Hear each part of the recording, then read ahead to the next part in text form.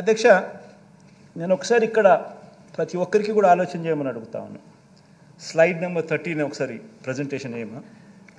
అధ్యక్ష, ఇది మన పార్టీకి సంబంధించింది. అధ్యక్ష, మన పార్టీకి సంబంధించి అధ్యక్ష, ఈ 5 సంవత్సరాలలో డీబీటీ అయితే నేరుగా బటన్ నొక్కి అక్క చెల్లెమ్మల కుటుంబాల ఖాతాలోకి పంపించడం అయితేనేమి, నాన్ డీబీటీ అంటే నేను చెప్పినట్టుగా ఇంతకుముందు ఇళ్ల స్థలాలు, ఇళ్ల పట్టాలు, ఈ సంపూర్ణ పోషణం, గోరుముద్ద, విద్యా కానుక, ఇటువంటివి అయితేనేమి, ఇవన్నీ కూడా ఒకసారి హౌస్ సైట్స్, ఇటువంటివన్నీ కూడా గమనిస్తే అధ్యక్ష, రాష్ట్ర ప్రభుత్వం ఖర్చు ఎంత చేసింది అని చెప్పి గమనించినట్టయితే అధ్యక్ష, హౌస్ సైట్స్ కూడా అధ్యక్ష మార్కెట్ విలువ తీసుకోలేదు. రాష్ట్ర ప్రభుత్వం ఎంతైతే డబ్బు ఖర్చు పెట్టిందో దాని విలువ తీసుకున్నాం. మార్కెట్ విలువ తీసుకుంటే దాని విలువ ఇంకా ఎక్కువ ఉంటుంది, అది వేరే విషయం. ఎంత ఖర్చు పెట్టామని చెప్పి చూసుకుంటే అధ్యక్ష, దాదాపుగా 2,55,000 కోట్లు డీబీటీగా పెట్టినాము. మరో 1,07,000 కోట్లు నాన్ డీబీటీగా పెట్టినట్టు క్లియర్ కట్గా అకౌంట్స్ సహా కనిపిస్తూ ఉంటుంది. అంటే మొత్తంగా సంవత్సరానికి 72,000, సంవత్సరానికి 70,000 కోట్ల రూపాయలు రాష్ట్ర ప్రభుత్వం 5 సంవత్సరాలలో సంవత్సరానికి 5,000 కోట్ల రూపాయలు, 70,000 కోట్ల రూపాయలు ఖర్చు చేసినట్టుగా ఇక్కడ మనం చేయగలిగాము అధ్యక్ష, చూపిస్తూ ఉన్నాం. అధ్యక్ష, మరి దీంట్లో కూడా అధ్యక్ష గమనించాల్సింది ఏంటంటే అధ్యక్ష, మనం ఈ 70,000 కోట్ల సంవత్సరానికి మనం ఖర్చు చేసేది మనం పెడితే ఎన్నికి దీంట్లో ఏ ప్రభుత్వం అన్నా రాని అధ్యక్ష, ఏ ప్రభుత్వం అన్నా రాని అధ్యక్ష, కొన్ని పథకాలు ఎవరు రద్దు చేయలేరు అధ్యక్ష. ఇప్పుడు మనం 66,34,000 మందికి నేను పెన్షన్ ఇస్తూ ఉన్నాం. మనం ఈ 66,34,000 మందికి మనం పెన్షన్ ఇస్తూ ఉన్నాం. దానికి సంవత్సరానికి అయ్యే ఖర్చు 23,600 కోట్లు. ఇది ఏ ప్రభుత్వమైనా రద్దు చేసే పరిస్థితి ఎవరికీ లేదు, ఎవరైనా ఇది చేయాల్సిందే. ఉచిత విద్యుత్, రైతన్నలకు ఇచ్చే ఉచిత విద్యుత్ 11,000 కోట్ల రూపాయలు ఖర్చు అవుతుంది. ఇది కూడా ఎవడు రద్దు చేసే పరిస్థితి లేదు. సబ్సిడీ కింద బియ్యం, సివిల్ సప్లైస్ 4,600 కోట్ల రూపాయలు మనం ఖర్చు చేస్తూ ఉన్నాం. ఇది కూడా ఎవరు టచ్ కూడా చేయలేని సబ్జెక్టు. ఆరోగ్యశ్రీ, ఆరోగ్య ఆసరా 104, 108 4,400 కోట్ల రూపాయలు మనం ఖర్చు చేస్తూ ఉన్నాం సంవత్సరానికి. ఇది కూడా ఎవరు టచ్ చేయలేని సబ్జెక్ట్. ఫీజు రీఎంబర్స్మెంట్, పూర్తి ఫీజు రీఎంబర్స్మెంట్ విద్యా దీవెన కింద మనం ఇస్తూ ఉన్నాం. 2,800 కోట్ల రూపాయలు ఖర్చు చేస్తూ ఉన్నాం విద్యా దీవెన కింద. ఎవరు కూడా ఇది టచ్ చేయలేని సబ్జెక్ట్. రద్దు చేయాలి అని అంటే టచ్ చేయలేని సబ్జెక్ట్. జగనన్న వసతి దీవెన కింద మరో 2,200 కోట్లు దగ్గర ఇస్తూ ఉన్నాం. ఇది కూడా ఎవరు టచ్ చేయలేని సబ్జెక్ట్. సంపూర్ణ పోషణం కింద గర్భిణీ స్త్రీలకు, బాలింతలకు, చిన్నారులకు, 6 ఏళ్ల లోపున్న పిల్లలకు సంపూర్ణ పోషణం కింద పౌష్టిక ఆహారం కోసం డబ్బులు ఇస్తూ ఉన్నాం 2,200 కోట్లు. ఎవరు టచ్ చేయలేని సబ్జెక్ట్. గోరుముద్ద కింద ప్రతి బడిలోనూ పిల్లలకు మంచి న్యూట్రిషియస్ ఫుడ్ పెడతా ఉన్నాం. రోజుకొక మెనూతో పెడతా ఉన్నాం. ఎవరు కూడా దీన్ని టచ్ చేయలేని సబ్జెక్ట్. 1,900 కోట్ల రూపాయలు ఖర్చు అవుతా ఉంది. ఈ 8 పథకాలు అధ్యక్ష, నేను పైన చెప్పినట్టు 8 పథకాలకే 52,700 కోట్ల రూపాయలు అవుతా ఉన్నాయి. 8 పథకాలకి.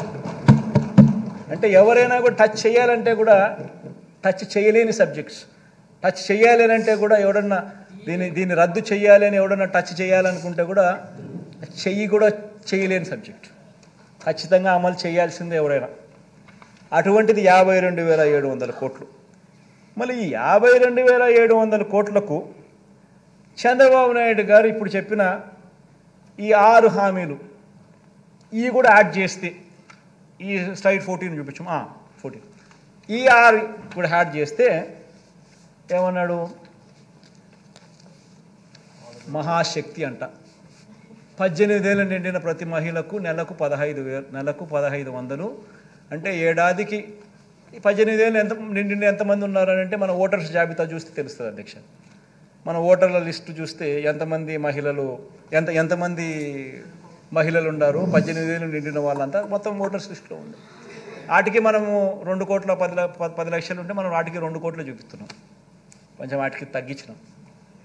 అట్లా వేసుకున్నా కానీ 36,000 కోట్లు ఈ మహాశక్తికి. తల్లి తర్వాత ఈ తల్లికి వందనం, అది ఏంది, ఎంతమంది పిల్లలు ఉంటే అంతమందికి 15,000 అంట.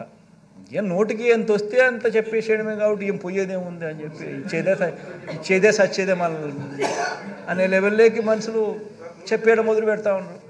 తల్లికి వందనం అని చెప్పి ఎంతమంది పిల్లలు ఉంటే అంతమందికి. రాష్ట్రంలో 83 లక్షల మంది పిల్లలకు మనం మంచి జరిగిస్తూ 44 లక్షల మంది తల్లులకు మనం ఇస్తూ ఉంటే ఆయన 83 లక్షల మంది పిల్లలకు లెక్కేసుకొని దానికి 12,450 కోట్లు.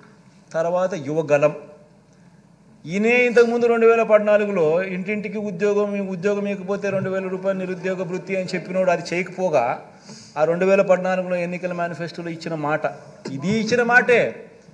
ఆ అక్క చెల్లెమ్మలకు ఆ డబ్బు కూడా తను చెప్పిన మాటే, ఆ మహాశక్తి లాంటిది. అది లేదు, ఈ యువగలము లేదు. 2014లో చెప్పింది లేదు, చేసింది లేదు. దీనికేమో మళ్ళీ 20 లక్షల మంది పిల్లలకు నెలకు 3,000 రూపాయలు చొప్పున వేసుకుంటే 7,200 కోట్లు. తర్వాత దీపం పథకం, 2014 ఎన్నికల మేనిఫెస్టోలో కూడా ఇలాంటి పథకమే పెట్టినాడు, గ్యాస్ సిలిండర్ల పథకం. అది చేసింది లేదు. అది చేయకపోగా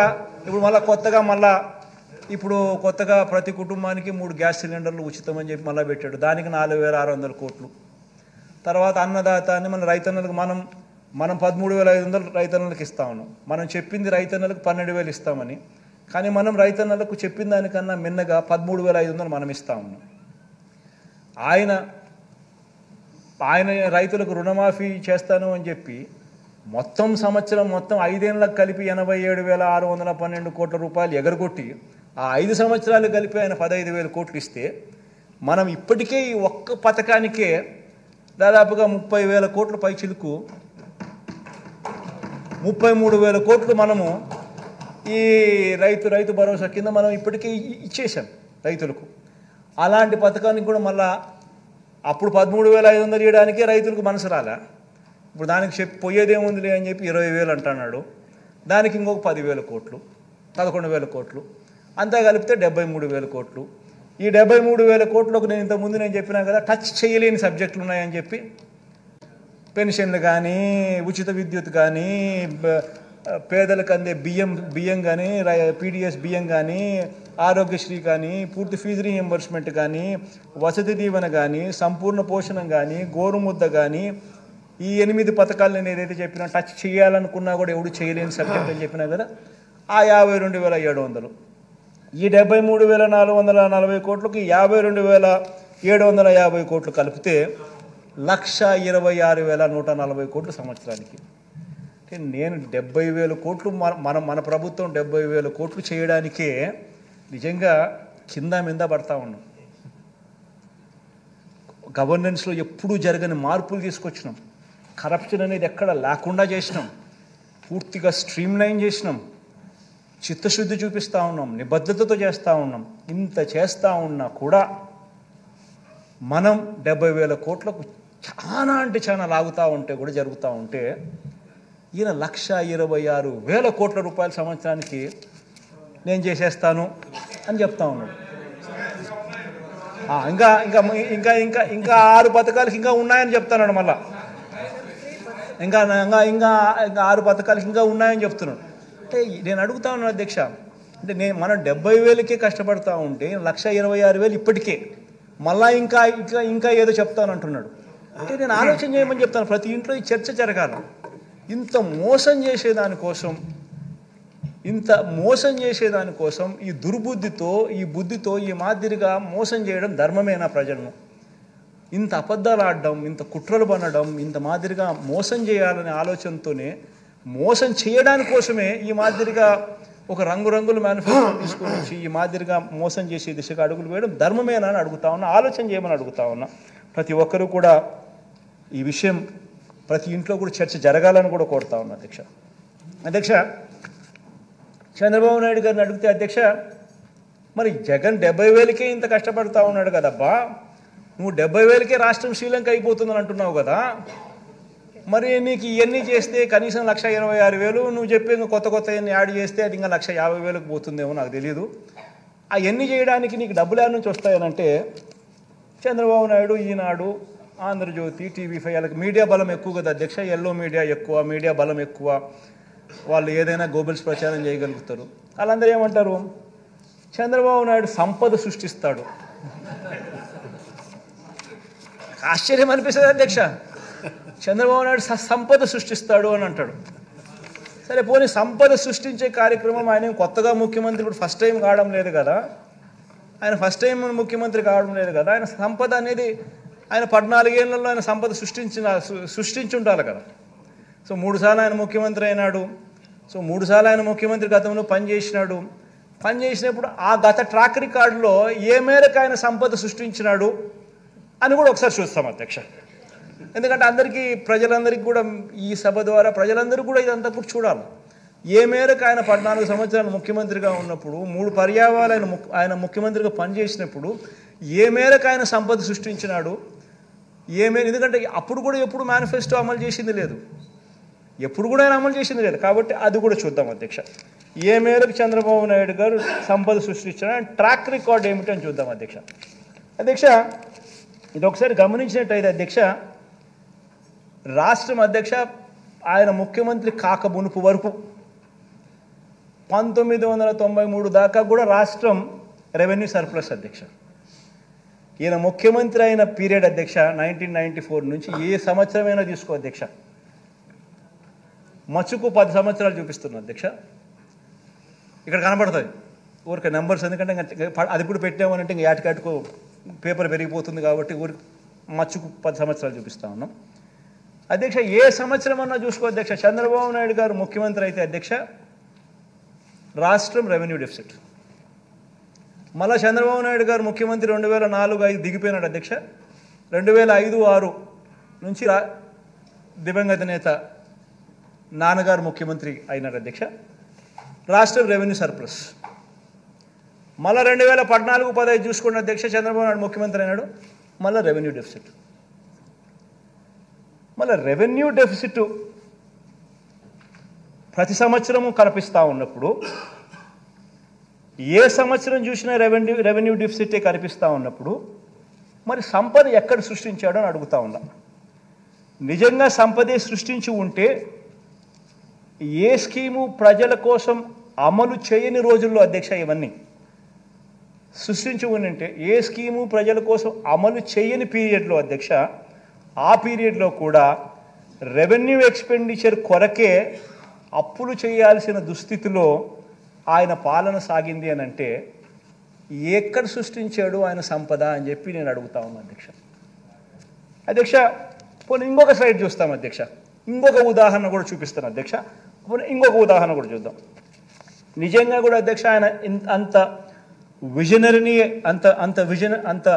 విజనరీ అయితే అధ్యక్ష, నిజంగానే ఆయన అంత గొప్ప మేధావి, అంత గొప్ప విజనరీ అయితే అధ్యక్ష, ఆయన పాలనలో రాష్ట్రం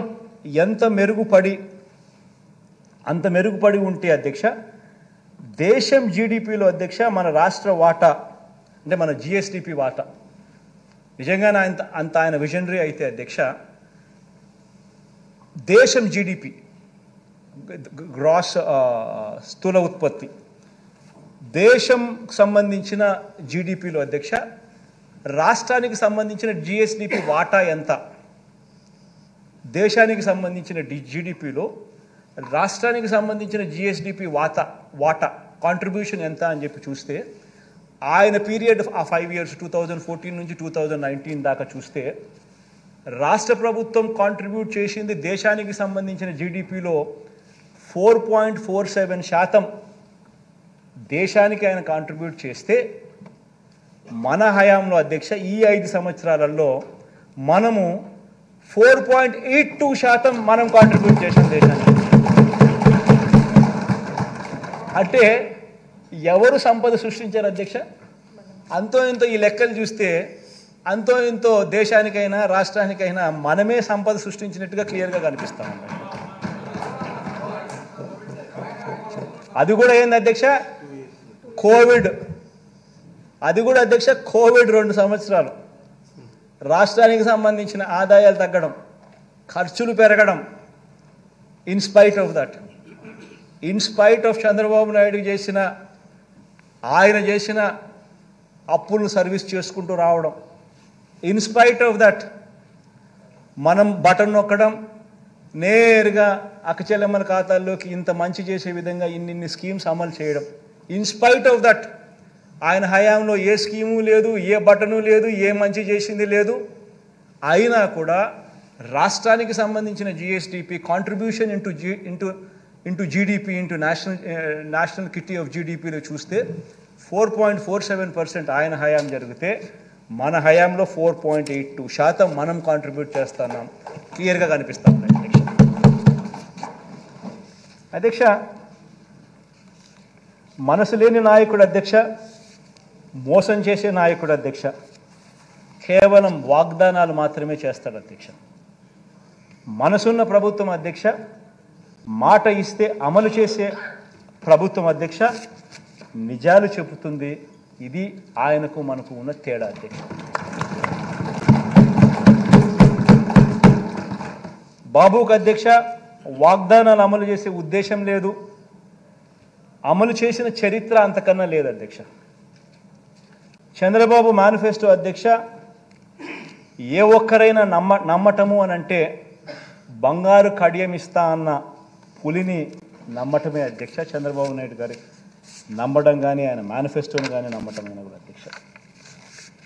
అధ్యక్ష ఇదే గౌరవ సభలో అధ్యక్ష నేను ఇంకా కొన్ని విషయాలు చెప్పాలనుకుంటున్నాను అధ్యక్ష. అధ్యక్ష రాష్ట్ర ప్రజలకు అధ్యక్ష నేను చెప్పే ఈ విషయం చాలా ఇంపార్టెంట్ అధ్యక్ష. రాష్ట్ర ప్రజలకు కూడా అధ్యక్ష వినమ్రంగా కూడా అధ్యక్ష ఈ విషయాలు తెలియజేస్తా ఉన్నా. 2014లో అధ్యక్ష ఇదే చంద్రబాబు నాయుడు గారి కూటమికి మన వైఎస్ఆర్ కాంగ్రెస్ పార్టీకి వచ్చిన ఓట్ల తేడా ఎంత అని గమనిస్తే అధ్యక్ష మనకు దాదాపుగా 45% ఓట్ షేర్ మనకు వస్తే మనకన్నా దాదాపుగా 1% ఓట్ షేర్తో చంద్రబాబు నాయుడు గారు గవర్నమెంట్ ఫామ్ చేయడం మనం చూసాం అధ్యక్ష. మనకు చంద్రబాబు నాయుడు గారి కూటమికి తేడా వాళ్ళందరూ కలిసి మన మీద దాడి చేసినారు, మనం ఒక్కళ్ళమే ఇటువైపు నుండి మనం పోటీ చేసినాం. అయినా కూడా వాళ్ళందరికీ 46% వాళ్ళకు వస్తే 45% మనకు వచ్చింది దాదాపుగా. వాళ్ళకు మనకు తేడా దాదాపుగా 1% తేడాతో మనం ప్రతిపక్షంలో కూర్చోవాల్సి వచ్చింది. అప్పట్లో నాతో చాలామంది అన్నారు అధ్యక్ష ఎన్నికలకు ముందు, మనం కూడా 87,612 కోట్ల రూపాయల రుణమాఫీ చంద్రబాబు నాయుడు చెప్తున్నాడు కదా, మనం కూడా చెప్పేస్తే గవర్నమెంట్లోకి వచ్చేస్తాం, మళ్ళీ సంగతి మళ్ళీ చూస్తాంలే అని చెప్పి చాలామంది నాతో అన్నారు. చాలామంది అన్నారు అధ్యక్ష. ఇన్ఫ్యాక్ట్ అందరూ నా శ్రేయోభిలాషులే, ఎవరు అన్యాయస్తులు కాదు, నా శ్రేయోభిలాషులే. నన్ను ముఖ్యమంత్రిగా సీట్లో చూడడానికి సంతోషపడే నా శ్రేయోభిలాషులే, మన పార్టీకి శ్రేయోభిలాషులే. నేను అన్నా అధ్యక్ష, చెయ్యలేనిది చెప్పకూడదు, మాట ఇస్తే తప్పకూడదు అని చెప్పి. అధ్యక్ష ఆ ఒక్క మాట నేను అబద్ధం చెప్పని కారణంగా, ఆ ఒక్కరోజు నేను అధర్మం చేయని కారణంగా 1%తో 5 సంవత్సరాలు నేను ప్రతిపక్షంలో కూర్చోవాల్సి వచ్చింది అధ్యక్ష. ఇది రియాలిటీ అధ్యక్ష. ఒక అబద్ధం చెప్పిందంటే జగన్ ముఖ్యమంత్రి అయి ఉండేవాడు, అధికారంలో జగన్ ఉండేవాడు, చంద్రబాబు నాయుడు ప్రతిపక్షంలో ఉండేవాడు. జగన్ ఒక అబద్ధం చెప్పలా, చేయలేనని చెప్పాడు, మాట మీద తాను నిలబడతాడు అన్న ఒకే ఒక అంశం మీద జగన్ అబద్ధం చెప్పలా, 5 సంవత్సరాలు ప్రతిపక్షంలో కూర్చున్నాను. కానీ అధ్యక్ష నేను ఈరోజు కూడా చెప్తా ఉన్నా, ఈరోజు కూడా నాకు రిగ్రెట్ లేదు అధ్యక్ష. ఈ రోజు కూడా నేను వెనక్కి పోయి ఆ పీరియడ్లో మళ్ళీ ఒకసారి రీవిజిట్ చేసి, ఈరోజు నువ్వు ప్రతిపక్షంలో కూర్చున్నావు కాబట్టి మళ్ళీ ఆ రోజు మళ్ళీ రీవిజిట్ చేసి మళ్ళీ అబద్ధం నువ్వు చెప్తావా అని అడిగితే ఈ రోజుకి కూడా నేను చెప్తాను అధ్యక్ష, నా నోట్లో నుంచి అబద్ధాలు రావనే చెప్తాను.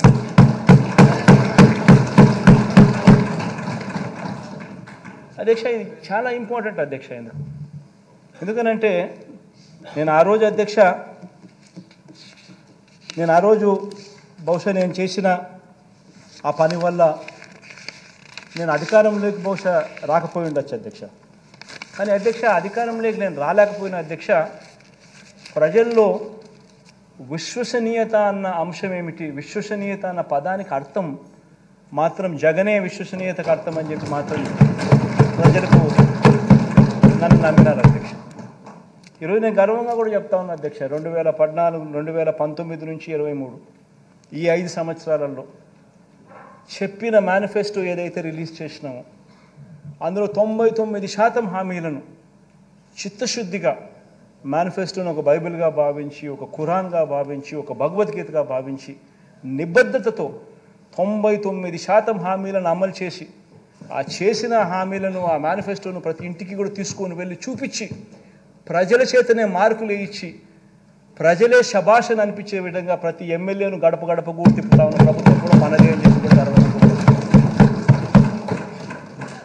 అధ్యక్ష. ఇది అధ్యక్ష తేడా మనకు చంద్రబాబు నాయుడు గారికి అధ్యక్ష.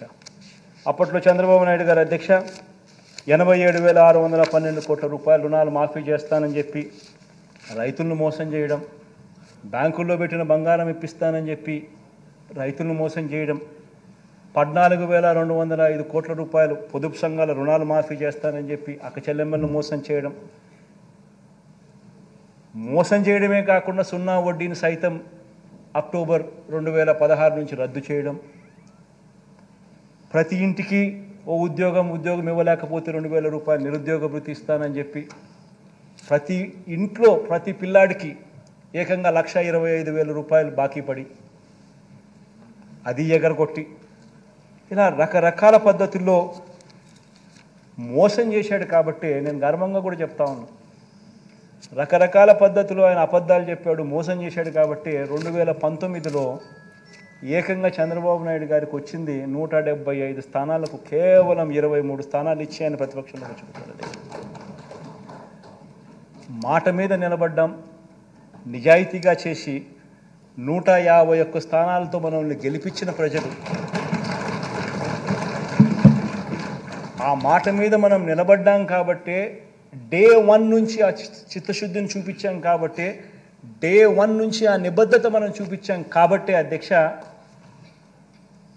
151 స్థానాలు ఇవ్వడమే కాక దాని తర్వాత జరిగిన స్థానిక సంస్థల ఎన్నికలు కానీ, ఉప ఎన్నికలు కానీ, ఏ ఎన్నికైనా తీసుకున్న అధ్యక్ష, ప్రతి ఎన్నికల్లో కూడా అధ్యక్ష ప్రజలు తమ గుండెల్లో పెట్టుకుని వైఎస్ఆర్ కాంగ్రెస్ పార్టీని గెలిపించారని గర్వంగా కూడా చెప్తాను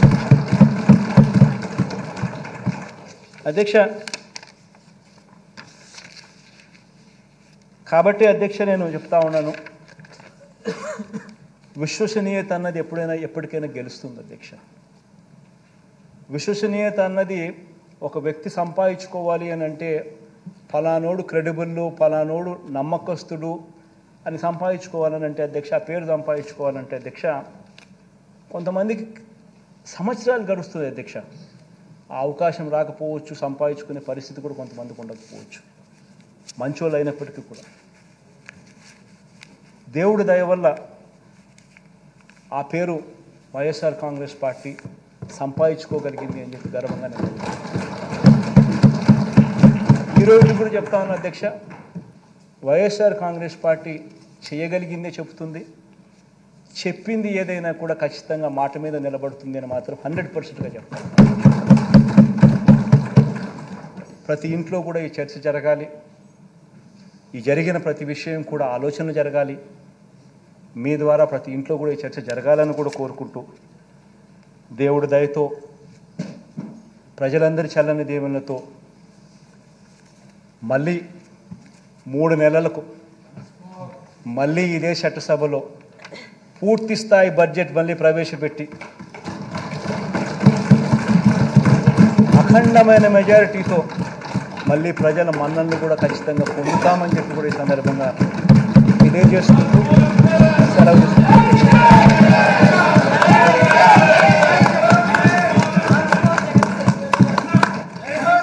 Subscribe to Social TV Telugu for more videos. Hit the bell icon for faster updates.